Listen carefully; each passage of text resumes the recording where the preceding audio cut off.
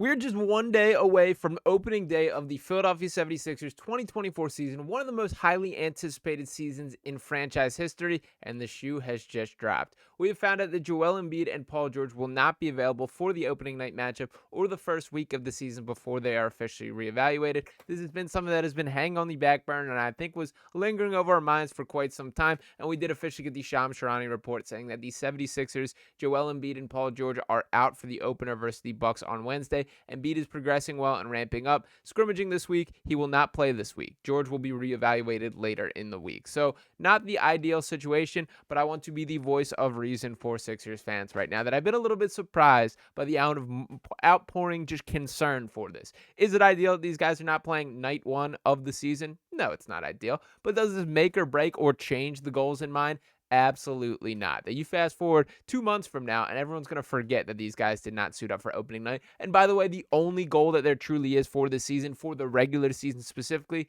is just to be healthy for the playoffs. Yes, it will take time to build chemistry, to figure out everybody getting on the same page, to build up the fitness level that we desire from Joel Embiid. These are all relevant arguments, and I don't expect him to sit out the entirety of the regular season, but everybody deep breaths. You cannot win an NBA championship in October. You cannot win an NBA championship in November, December, January. You have to wait until that time comes, and this is the right approach by the Sixers to give the appropriate time for these guys to be ready. So let's dive into a couple more that we do know about this situation. Ramona Shelburne reporting, quote, that Joel Embiid is responding well to his individualized plan, but will be inactive in the games this week and be reevaluated this weekend. She also says that Paul George is, quote, recovering well and is expected to ramp up on-court activities this week and will be reevaluated later in the week. I also did want to add in the conversation around Jared McCain, who is the other member of the Sixers team that has picked up a notable knock in the preseason. We got this report from John Clark of NBC saying, quote, Jared McCain is recovering well and continues to ramp up his on-court activities. His availability for Wednesday's game will be updated this evening. So a little bit more hope for Jared McCain, but obviously the two superstars that we're focused on is Joel Embiid and Paul George. Now, let me look directly here. We knew the situation when we had when we invested in the big three of Joel Embiid, Paul George, and Tyrese Maxey. We know the injury concerns with both Joel Embiid and Paul George. The goal is to get to the playoffs and have a healthy playoff run. That cannot occur on the opening night of the season. That cannot occur before Christmas. That cannot occur on a random West Coast trip. That has to wait until the playoffs actually start. So the best route to doing that is for them not to suit up for opening night and to limit their minutes. Then that is absolutely the right call. Now, can you be frustrated with the way this is handling, which is a common occurrence with the Sixers team? Can you be frustrated with kind of the verbiage that is used or the lack of transparency on what the exact situation is on?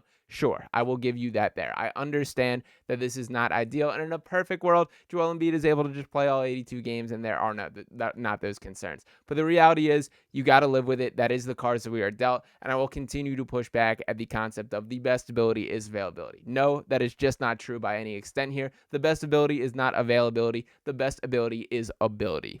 You want to sign up for Paul Reed, who played all 82 games last year, put him in Joel Embiid's spot, and think that we have a better chance of winning a championship this year? No, that is simply not the case. And I'm also seeing a lot of these sort of takes here frustrating. And shout out to my guy, Mark Henry Jr., who I absolutely love, do a show with on Saturday mornings for Fox Sports The Gambler. And he tweets out that my anger towards Joel playing in the Olympics and everyone telling me how fresh that would keep him is ramping up pretty fast. Now, I personally was in favor of him playing from the Olympics for a lot of reasons here. For starters, that I do think there's an advantage to him learning to play a lower usage style of play that you had to do when you're sharing the floor with Steph Curry, with LeBron James, and all those great names that were a part of that Team USA roster. I do think it's a really positive takeaway that he took from the Olympic experience, and I think it's something that will translate on this Sixers team now that he will be playing next to Paul George and Tyrese Maxey, when, of course, they are fully healthy here.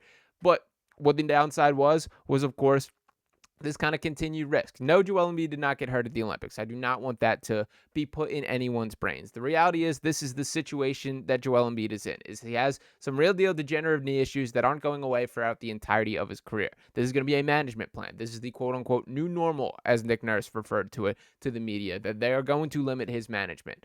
I'm glad that Joel Embiid still played on the Olympics because it continued to keep his fitness level up, because he got to play high-level basketball. And guess what? He still had a little fun with it. That I like that he was able to be the villain to the country of France, do all the things that Joel Embiid does best. And by the way, if he's not on that roster, Team USA is holding a bronze medal right now because Nikola Jokic would have kicked that team out of the Olympics there. So yes, it's frustrating that this did not translate directly to him being available for day one, but I don't think this is the correct victory lap to take. I don't think him playing in the Olympics make or break this decision here for whether or not he would be available for night one.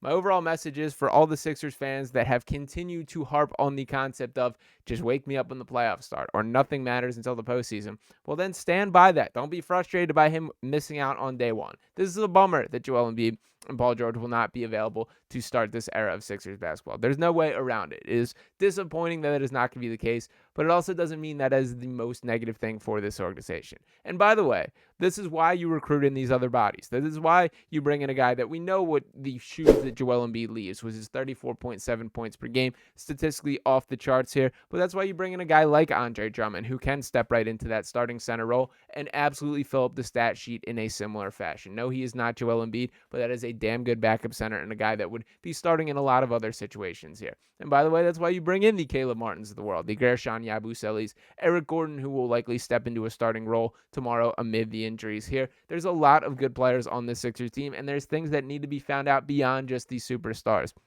So yes, it's frustrating, but everybody take a deep breath. This is game 1 of 82 on the season, and I know they're going to end up missing 2 here at least. So games 1 and 2 of 82, if you want to phrase it that way.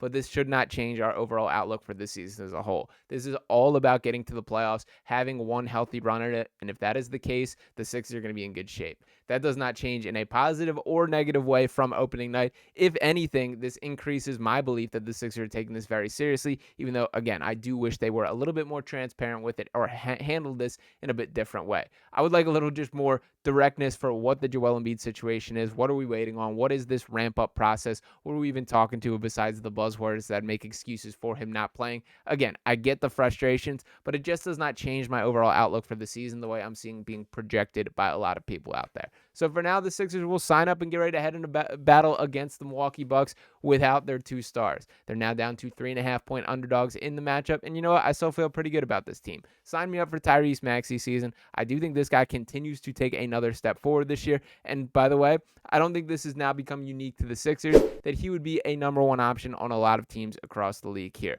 I think he's going to take that next step, and the team is going to follow. We still got guys like Kelly Oubre that are going to step up and make their impact. I think we could have an improved season from him, and I'm very excited for overall what this season and this team can still look like. So deep breaths, Philadelphia. It's not ideal that we're starting out the season without Joel Embiid and Paul George, but this is a marathon, not a sprint. And if they are at their best, when the moment is at its largest and the playoffs have arrived, it is all worth it to that point. So trust the process, buckle up, and expect this to be a bit of a common theme throughout this season. Yes, it will be frustrating that we're going to be doing this injury dance pretty much night in and night out, but you know what? If that's the dance it takes to get to the big dance at the end, sign me up for that 10 times out of 10. So we will see what happens from there. Overall, frustrating, disappointing, but it is what it is to this point. Bigger goals still in sight, and I do appreciate that Joel Embiid and the Sixers seem to at least have that in mind. Hopefully there will be a more concrete answer from Nick Nurse when he does face the media and address things today, but for now, that is all we know on the situation, is that the 2 superstars will not be suiting up on opening night. Let me know what you guys think in the comments. Am I being too soft on Joel here? Am I being too soft on the Sixers organization? Who do you really think this blame falls on? Because that's kind of where I've struggled to when I get fired up of where does the blame fully lie on? Is this for Joel specifically? Is this the management for the Sixers organization? But let me know what you guys think in the comments and just give me that belief. I'm still trusting the process. I don't think this changed anything from the long-term standpoint of the Sixers team. So let's buckle up and get ready for an awesome year. Appreciate each and every one of you guys tuning in once again. Make sure you smash that subscribe button if you have not already. Drop a like on this video and any comments you have below. I'm going to talk with you next time right here on Sixers Digest. Peace.